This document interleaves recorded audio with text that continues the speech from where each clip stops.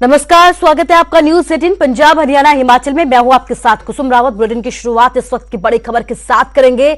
अभिनेता संजय दत्त की तबीयत खराब हो गई है। सांस लेने में तकलीफ के चलते उन्हें अस्पताल में भर्ती करवाया गया है। मुंबई के लीलावती अस्पताल में उन्हें भर्ती करवाया गया है।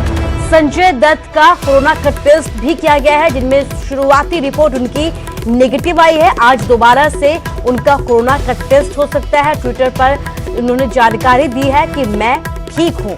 तो बड़ी खबर आपको बता रहे हैं, अभिनेता संजय दत्त की तबीयत खराब हो गई है। उन्हें सांस लेने में तकलीफ थी, जिसके चलते उन्हें अस्पताल में भर्ती करवाया गया। मुंबई के लीलावती अस्पताल में वो भर्ती है। कोरोना का टेस्ट भी उनका हुआ है। शुरुआती जांच में जो रिपोर्ट है वो नेगेटिव आई है, लेकिन आज एक बार फिर से उनका कोरोना का टेस्ट हो सकता है, क्योंकि जो सिम्टम्स उनके अंदर आए हैं वो कोरोना के ही बताए जा रहे हैं। यही वजह है कि आज एक बार उनका दोबारा से कोरोना का टेस्ट हो सकता है। लेकिन संजय दत्त ने ट्विटर पर इसकी जानकारी दी है कि मैं ठीक हूं, आप अपना भी ख्याल रखिए।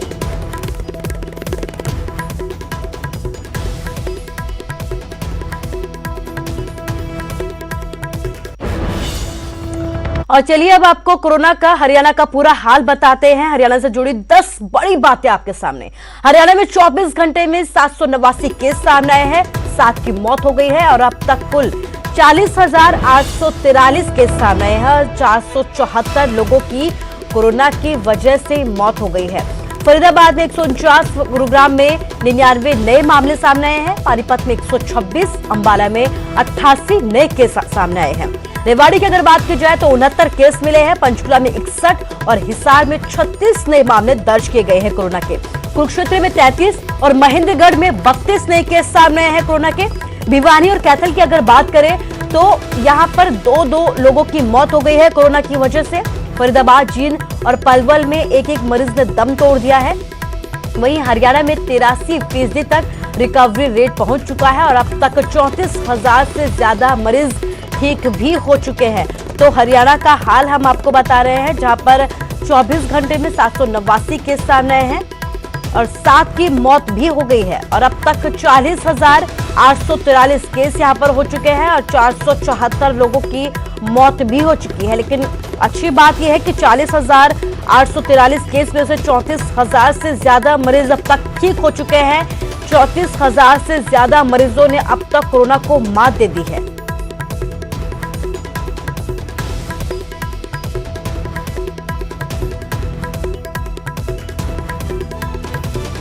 हमारे संवाददाता धर्मवीर शर्मा और दीपक कुमार हमारे साथ लाइव जुड़ गए हैं। धर्मवीर के पास सबसे पहले हम जाना चाहेंगे, धर्मवीर क्या कुछ अभी कोरोना का पूरा अपडेट है वहां से, और क्या कुछ एहतियात अभी बरती जा रही है? बिल्कुल, देखिए एक समय में जो गुरुग्राम है वो सबसे बड़ा हॉटस्पॉट था हरियाणा का और सबसे ज्यादा मरीज थे, लेकिन पिछले कुछ दिनों से लगातार जो मरीजों की संख्या है वो कम हुई है। इस वक्त अगर हम बात करें तो फरीदाबाद से जो कम संख्या है वो गुरुग्राम में कोरोना मरीजों की है। इस वक्त 9700 के करीब जो है वो मरीज हैं और उसमें से जो एक्टिव मरीजों की संख्या है वो 683 है, जो कि बेहद कम हो गई है। एक समय ऐसा था जब 4000 से ज्यादा एक्टिव मरीज थे और लगातार ये आंकड़ा जो है मई और जून के महीने में खासतौर से काफी ज्यादा बढ़ा था। 125 लोगों की यहाँ पर मौत हो चुकी है, लेकिन उन सबके बीच अच्छी बात यह है कि पूरे प्रदेश में सबसे ज्यादा जो रिकवरी रेट है वो गुरुग्राम का है। करीब 92% का जो रिकवरी रेट है वो है गुरुग्राम में। तो ये एक अच्छी खबर है, बड़ी बात है कि लगातार जो मरीज हैं वो ठीक हो रहे हैं। और सबसे अच्छी बात एक और ये भी है कि लगातार जो गुरुग्राम में टेस्ट की जो संख्या है उसको बढ़ाया गया है। अब अगर हम बात करें गुरुग्राम में तो करीब 2500 टेस्ट डेली जो है किए जाते हैं और इसके अलावा एंटीजन टेस्ट जो है उसकी एक मुहिम जो है गुरुग्राम में चलाई गई है, ताकि जो भी लोग क्योंकि कुछ एक हमने देखा है कि जिनको एसिम्पटम कोरोना होता है उनमें लक्षण दिखाई नहीं देते हैं, लेकिन वो कोरोना से पीड़ित हो जाते हैं और अपने आप ठीक भी हो जाते हैं। तो इसलिए एक तरह से एंटीजन टेस्ट जो है उसकी भी एक मुहिम गुरुग्राम में चलाई गई है। तो फिलहाल अगर हम बात करें तो जो पहले जो कंटेनमेंट जोन्स थे वो भी 100 से ज्यादा थे, उनको भी अब घटाया गया है। करीब 65 के करीब जो है कंटेनमेंट जोन अब गुरुग्राम में है। तो जाहिर सी बात है कि काफी कुछ रिकवर गुरुग्राम में हुआ है और जो चीजें हैं वो धीरे धीरे अब पटरी पर लौट रही हैं। हालांकि अभी भी जो कंटेनमेंट जोन्स हैं उनमें सख्ती बढ़ाई गई है, उनमें पूरी तरह से जो लॉकडाउन जैसी स्थिति जो है वो करके रखी हुई है ताकि लोग बाहर ना निकलें, ताकि लोग जो है वो बच सकें। ये एहतियात के तौर पर किया जा रहा है। स्वास्थ्य विभाग की तरफ से भी जो अवेयरनेस प्रोग्राम है वो इन इलाकों में खास तौर से चलाए जाते हैं।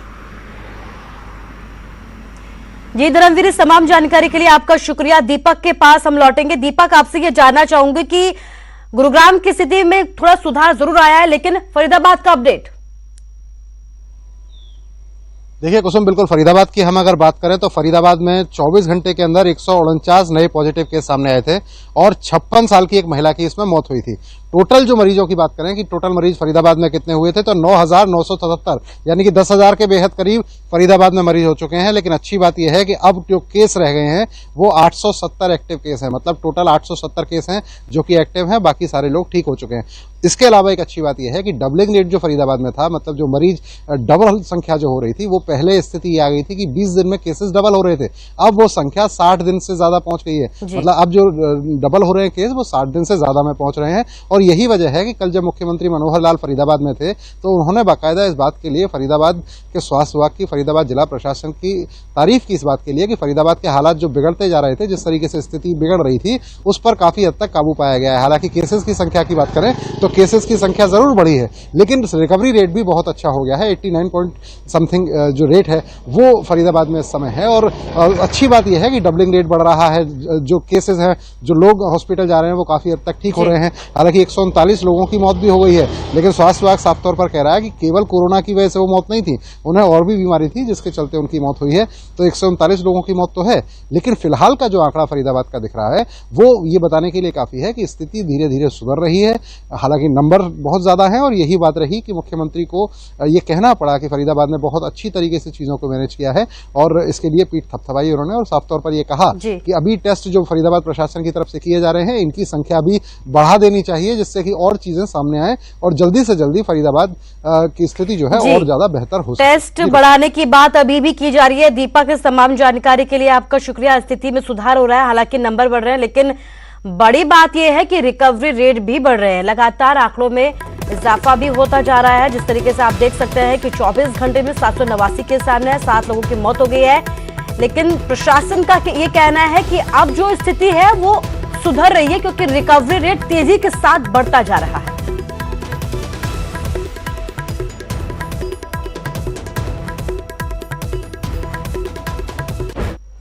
और चलिए अब आपको पंजाब का कोरोना अपडेट देते हैं। पंजाब में करीब 1000 नए केस सामने आए हैं और 23 की मौत हो गई है। 23,000 तक पहुंचे कुल केस, 562 की अब तक जान चली गई है। लुधियाना में 296 नए केस सामने आए। आप देख सकते हैं कि कितनी तेजी के साथ लुधियाना में आंकड़े बढ़ रहे हैं। 296 नए केस, 12 लोगों की मौत हो गई है। पटियाला की अगर बात करें तो पटियाला में 3, अमृतसर में 2 नए केस दर्ज किए गए हैं। जालंधर में 1 की मौत हो गई है। बरनाला, मोहाली, नवांशहर, रोपड़ में भी एक मरीज की मौत हो गई। अमृतसर में 111, जालंधर में 74 नए केस दर्ज किए गए हैं। मोहाली में 95 नए केस दर्ज किए गए। इसके साथ ही गुरदासपुर में 42, मोगा में 37 नए केस दर्ज किए गए हैं। मुक्तसर की अगर बात करें तो मुक्तसर में 22 नए मामले सामने आए हैं। पठानकोट में 25, फरीदकोट में 18, बरनाला में 11। पठानकोट के कांग्रेस एमएलए अमित विज भी संक्रमित पाए गए हैं। पंजाब में अब तक कोरोना के 14,860 मरीज ठीक हो चुके हैं, यानी कि 14,860 मरीजों ने अब तक कोरोना को मात दे दी है। आंकड़े बढ़ रहे हैं। 24 घंटे में आप देख सकते हैं कि किस तरीके से तेजी के साथ आंकड़े बढ़ रहे हैं। 23,000 तक यहां पर केस पहुंच चुके हैं। 562 लोगों ने अब तक दम तोड़ दिया और सबसे ज्यादा जो हालात खराब हो रहे हैं वो लुधियाना में हो रहे हैं, जहां पर 296 नए केस सामने हैं, जबकि 12 लोगों ने यहां पर दम तोड़ दिया है।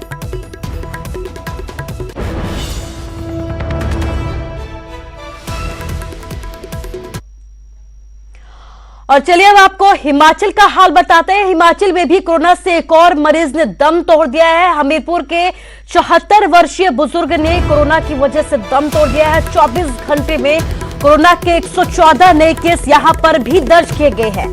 चंबा से सबसे ज्यादा 43 नए केस सामने आए हैं। सिरमौर में 24 नए केस दर्ज किए गए हैं। सोलन में 17 नए केस सामने आए हैं। हिमाचल में कुल 3,264 केस दर्ज किए गए हैं, जबकि 13 की मौत हो चुकी है अब तक कोरोना की वजह से। 2,081 मरीज ठीक हो चुके हैं, जबकि 1,143 एक्टिव केस हिमाचल में है।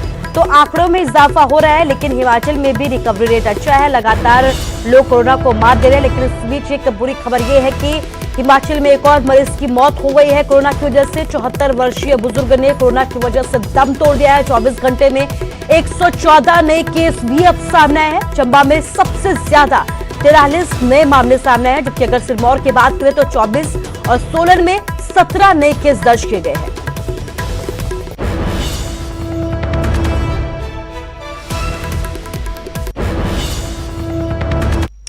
और हिमाचल में फिर मंडराए संकट के बादल। प्रदेश में मौसम विभाग ने चेतावनी दी है कि प्रदेश में 13 तक मौसम खराब रहेगा। मौसम विभाग ने भारी बारिश की संभावनाएं जताई है। आज और कल के लिए ये येलो अलर्ट जारी किया गया है। तो एक बार फिर से मौसम खराब रहने की चेतावनी हिमाचल के लिए जारी की गई है, जिसमें येलो अलर्ट जारी किया गया है। आज और कल के लिए अलर्ट जारी किया गया है।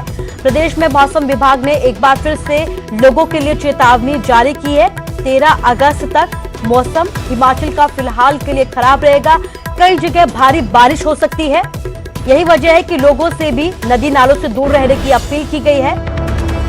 तो एक बार फिर से हिमाचल में संकट के बादल, जहां पर प्रदेश में मौसम विभाग ने एक बार फिर से चेतावनी जारी की है।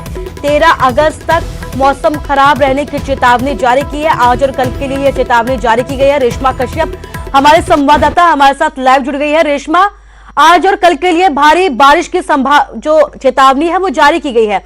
आज का हाल बताइए, आज कैसा मौसम वहां पर? जी कुसुम, मैं आपको बताना चाहूंगी कि जिस तरह से मौसम विभाग की तरफ से 2 दिन का अलर्ट जारी किया गया है आज और कल के लिए, जो 2 दिन का अलर्ट रहेगा उसमें आज जो क्षेत्र है हिमाचल के वो शिमला, सोलन और चंबा है। 4 जिलों में येलो अलर्ट जारी किया गया है। और कल की अगर हम बात करें, कल ज्यादा असर देखने को मिलेगा और कल के लिए ऑरेंज अलर्ट जारी किया गया है। जो 6 जिले हैं शिमला, सोलन, सिरमौर, हमीरपुर, ऊना और बिलासपुर, इन जगहों के लिए ऑरेंज अलर्ट जो है कल के लिए जारी किया गया है। तो 2 दिन जो चेतावनी जारी की गई, इसके चलते हिमाचल प्रदेश में अंधड़ और भारी बारिश आने की जो संभावना है वो जताई गई है। इसके अलावा मैं आपको बताना चाहूंगी कि अभी फिलहाल का किस तरह का मौसम यहाँ पर राजधानी में बना हुआ है। मैं आपको दिखाना चाहूंगी कि फिलहाल जो धूप है आप देख सकते हैं और जो बादल है वो धीरे धीरे आना यहाँ पर शुरू हो गए हैं। और 2 दिन के अलर्ट के चलते हिमाचल प्रदेश में जो स्थिति है वो इस तरह से बन सकती है कि भारी बारिश होने के चलते जो नदी नाले हैं वो उफान पर हो सकते हैं। और इसके अलावा लैंडस्लाइड्स और जो पेड़ गिरना, इस तरह की जो घटनाएं हैं वो भी देखने को मिल सकती है। पिछले कुछ दिनों में जिस तरह से हिमाचल प्रदेश में कुछ घटनाएं देखने को मिली थी, विशेषकर शिमला की अगर हम बात करें तो यहाँ पर जो प्रशासन की तरफ से लोगों को निर्देश जारी किए गए हैं कि जो भारी इस तरह के क्षेत्र है जहां पर नदी नाले वाले जो क्षेत्र है उनके किनारों पर ना जाएं और वाहन चलाते वक्त विशेषकर सावधानी बरतें, क्योंकि जब इस तरह का मौसम होता है, तेज बारिश होती है तो धुंध काफी ज्यादा हो जाती है, जिसके चलते विजिबिलिटी में काफी ज्यादा जो हम कह सकते हैं कि कम हो जाती है, जिसके चलते वाहन चलाना काफी हम कह सकते हैं कि मुश्किल भरा हो सकता है, जिसके लेकर प्रशासन पहले से ही जो मुस्तैद है। और जैसे ही मानसून जब शुरू हुआ था तो जिस तरह की स्थिति मानसून में पैदा हो सकती है तो लोगों को हेल्प के लिए एक हेल्पलाइन नंबर भी यहाँ पर जारी किया गया है प्रशासन की तरफ से। जिला प्रशासन शिमला की तरफ से 1077 जो नंबर है वो जारी किया गया है लोगों की सुविधा के लिए कि अगर वो किसी तरह की विपरीत परिस्थिति नंबर जारी कर दिए गए हैं। मुस्तैदी की बात कही जा रही है, प्रशासन पहले से ही तैयार है। रेशमा, इस तमाम जानकारी के लिए आपका शुक्रिया। तो आज और कल के लिए चेतावनी जारी की गई। इसके साथ ही ये भी कहा गया है कि आप फिलहाल के लिए नदी नालों से दूरी बनाकर रखें।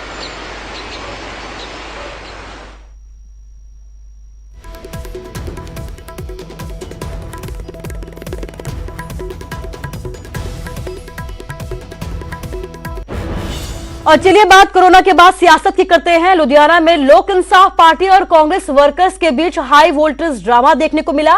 पंजाब की सियासत में नई तस्वीर देखने को मिली जो बताती है कि अब अपील और दलीलें सियासत में कारगर नहीं हैं।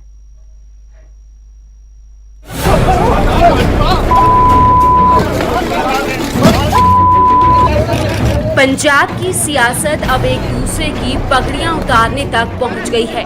सियासी मतभेद दलीलों, बहस और चर्चाओं की जगह हाथापाई तक पहुंच गए हैं। सियासी ताकत का मुजाहरा सड़क पर एक दूसरे की मारपीट करके होता है। ये तस्वीरें लुधियाना की हैं, जहां कांग्रेस और लोक इंसाफ पार्टी के वर्कर और नेता एक दूसरे से भिड़ गए। सियासत की मर्यादा भूलकर एक दूसरे पर टूट पड़े। हर कोई अपने सियासी विरोधी को पैरों तले रौंदने को बेताब था। न किसी को पुलिस का डर था, न इस बात की फिक्र कि उनका ये तमाशा मीडिया के कैमरों में कैद हो रहा है। लोक इंसाफ पार्टी के नेता सनी कैंथ अपने समर्थकों के साथ कांग्रेस के लोकसभा मेंबर रवनीत बिट्टू की कोठी के आगे धरना दे रहे थे। वेंटिलेटर की मांग और चंदे का पैसा देकर अपना विरोध जताने आए थे, पर वहां पहले से ही कांग्रेस के वर्कर मौजूद थे। फिर मांगे और धरना एक तरफ रह गए और जो कुछ हुआ सड़क पर हुआ, सबके सामने हुआ। ये तस्वीरें उसकी गवाही भरती हैं। ਅਸੀਂ ਖੜੇ ਆ ਜਦੋਂ ਕਲੈਸ਼ ਹੁੰਦਾ ਅਸੀਂ ਵਿੱਚ ਆਏ ਆ ਸੈਪਰੇਟ ਕੀਤੇ ਆ ਜੋ ਵੀ ਅੱਗੇ ਸਰ ਤਸਵੀਰਾਂ ਇਹ ਬੋਲ ਰਹੇ ਠੀਕ ਹੈ ਤੁਸੀਂ ਖੜੇ ਅੱਛੀ ਗੱਲ ਹੈ ਤੁਸੀਂ ਅਲੱਗ ਵੀ ਕੀਤੇ ਲੇਕਿਨ ਉਸ ਤੋਂ ਪਹਿਲਾਂ ਇੰਨਾ ਬੰਦਾ ਕਿਵੇਂ ਖੜ ਸਕਦਾ ਹੈ ਕਿਵੇਂ ਇਕੱਠਾ ਹੋ ਤੁਸੀਂ ਦੇਖ ਰਹੇ ਸੀ ਬੰਦਾ ਕਿੱਦਾਂ ਤੁਹਾਡੀ ਮੌਜੂਦਗੀ ਚ ਅੰਦਰ ਗਿਆ ਕੋਰੋਨਾ ਦਾ ਦੌਰ ਚੱਲਦਾ ਫਿਰ ਵੀ ਇੰਨੇ ਲੋਕੀ ਅੰਦਰ ਇਕੱਠੇ ਸੀ ਤੁਸੀਂ ਬੈਰੀਕੇਡ ਲਾ ਕੇ ਰੱਖੇ ਬੈਰੀਕੇਡ 10 ਮਿੰਟ ਸਰ ਗੱਲ ਹੋਈ ਹੈ ਸਾਡੇ ਸਾਹਮਣੇ ਬ੍ਰਦਰ ਕੋਈ ਬੰਦਾ ਅੰਦਰ ਨਹੀਂ ਗਿਆ ਸਰ ਲਾਈਵ ਰਿਕਾਰਡਿੰਗ ਹੈ ਸਾਡੇ ਕੋਲੇ ਤੁਹਾਡੇ ਤੋਂ ਬੰਦੇ ਆਏ ਨੇ ਅੰਦਰੋਂ ਐਮਪੀ ਰਵਨੀਤ ਬਿੱਟੂ ਦੇ ਦਫ਼ਤਰ ਚੋਂ ਔਰ ਕੁੱਟਮਾਰ ਕਰਕੇ ਚਲੇ ਗਏ ਤੁਹਾਡੇ ਵੱਲੋਂ ਕਿਸੇ ਨੂੰ ਨਹੀਂ ਫੜਿਆ ਗਿਆ ਇਸ ਤੇ ਪੁਲਿਸ ਬ੍ਰਦਰ ਕੀ ਐਕਸ਼ਨ ਲੈਂਦਾ 1-to-1 ਤੇ ਬੋਲਦੇ ਸਰ ਹਮਲੇ ਤੋਂ ਪਹਿਲਾਂ ਦੋਨੇ ਪਾਰਟੀਆਂ ਦੇ ਵਿੱਚ ਆਪਸੀ ਗੱਲਬਾਤ ਨਹੀਂ ਹੋ ਰਹੀ ਸੀ ਬ੍ਰਦਰ ਜੋ ਵੀ ਇਨਵੈਸਟੀਗੇਸ਼ਨ ਜੋ ਵੀ ਗੱਲ ਸਾਹਮਣੇ ਆਏਗੀ definitely we will proceed according to law. Lok Insaaf party के नेता सनी कैंथ ने आरोप लगाया कि कांग्रेस के वर्कर पहले से ही लड़ने की तैयारी करके आए थे। उन्होंने हम पर हमला कर दिया और पुलिस मूक दर्शक बनी रही। पुलिस की ढीली कार्रवाई के खिलाफ लोक इंसाफ पार्टी के वर्करों ने लुधियाना पुलिस कमिश्नर के दफ्तर के आगे धरना लगा दिया।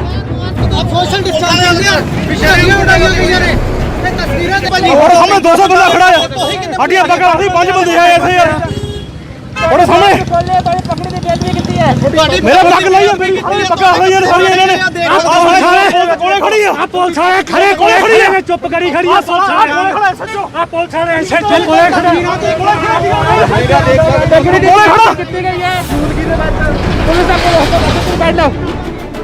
लोक इंसाफ पार्टी के आरोपों के बारे में जब पुलिस को सवाल किया गया तो पुलिस मीडिया को अपनी ड्यूटी और फर्ज समझाने लगी।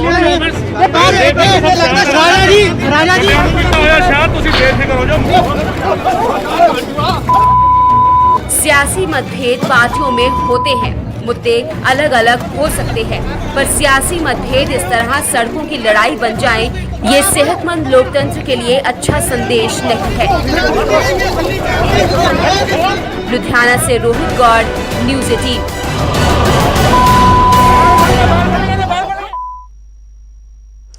तो सियासत की ये जो तस्वीर सामने आई है वाकई बेहद शर्मनाक है। खैर, बात अगली खबर की करते हैं। अपने कारनामों से सुर्खियों में रहने वाले हरियाणा विद्यालय शिक्षा बोर्ड की लापरवाही एक बार फिर से सामने आई है। जिस छात्रा को 10वीं बोर्ड की परीक्षा में गणित में 2 नंबर मिले थे, अब उसे 100 में से 100 नंबर मिल गए हैं। क्या है ये पूरा माजरा और कैसे लापरवाही से एक छात्रा के भविष्य पर ग्रहण लगाया गया, इस एक्सक्लूसिव रिपोर्ट में देखिए।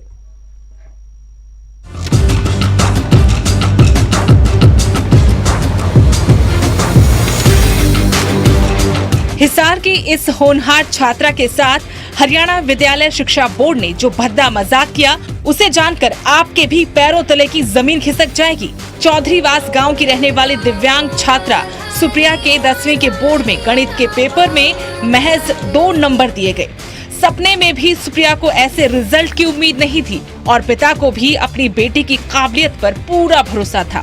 बेटी की उदासी ने पिता को झकझोर दिया, लेकिन हिम्मत नहीं हारी। बहुत मानसिक इतने 20-25 दिन से बड़ी मानसिक परेशानी का सामना करना पड़ा। पेपर चेक करने वाले के पास आते हैं, उन्होंने तो पूरी लापरवाही कर दी जी। उन्होंने ये कम से कम 2 मतलब सारे क्वेश्चन ठीक थे और उन्हें सबके काटा लगा करके नंबर 2 दे दिए और 2 नंबर दिए। वो 32 नंबर क्वेश्चन है ही नहीं, उसमें 32 नंबर क्वेश्चन अपने हाथ से डाला उन्होंने। सुप्रिया के पिता छाजूराम निजी स्कूल में गणित के शिक्षक हैं। वो खुद अपनी बेटी को गणित पढ़ाते थे। उन्हें भी सुप्रिया के नंबरों पर विश्वास नहीं हुआ। सुप्रिया के सभी विषयों में 90% से ज्यादा नंबर हैं। लिहाजा जब रीचेकिंग का आवेदन दिया और इस होनहार बेटी को उसके परिश्रम का इनाम मिला, सुप्रिया को गणित में 2 नहीं बल्कि 100 में से 100 नंबर मिले। जब मेरा रिजल्ट आया अभी जिसमें मेरे को 100 में से 100 मार्क्स मिले हैं मैथ्स में, वो जब आया तब मेरे को काफ़ी खुशी हुई, लेकिन जो खुशी मेरे को पहले होती लेकिन उससे बहुत कम खुशी हुई सर, क्योंकि रिजल्ट एक तो बाकी सभी बच्चों के साथ मेरा आता, मुझे वो सम्मान मिलता जिसकी मैं हकदार थी, वो मुझे नहीं मिल पाया। और मैं चाहती हूँ कि किसी भी बच्चे के साथ ऐसा ना हो जो दिव्यांग है। जो उसने पेपर अटेम्प्ट किया वो दिव्यांग के अकॉर्डिंग किया, लेकिन जो उसकी चेकिंग हुई वो उसकी तरह जो दिव्यांग बच्चा है उसकी तरह नहीं की गई, नॉर्मल बच्चे के तर्ज पे चेक कर दिया गया।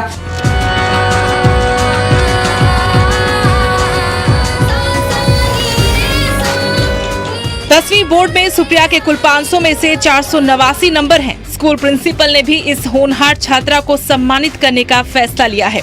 सुप्रिया न सिर्फ पढ़ाई में होशियार है बल्कि उसकी गायकी की तारीफ करते उसके शिक्षक भी नहीं थकते।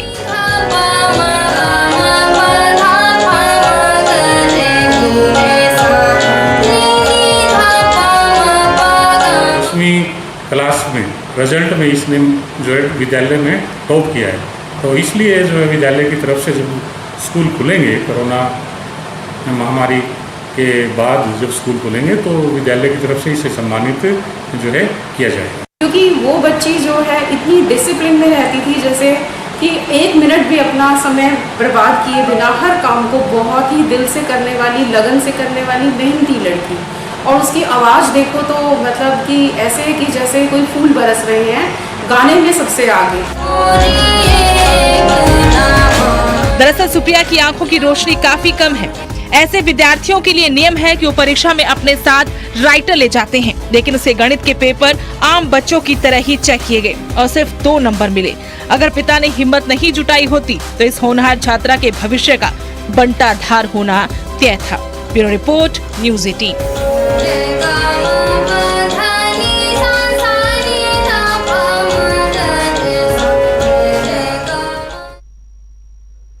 और फिलहाल के इस बुलेटिन में बस इतना ही, लेकिन आप अपना ख्याल रखिए। नमस्कार।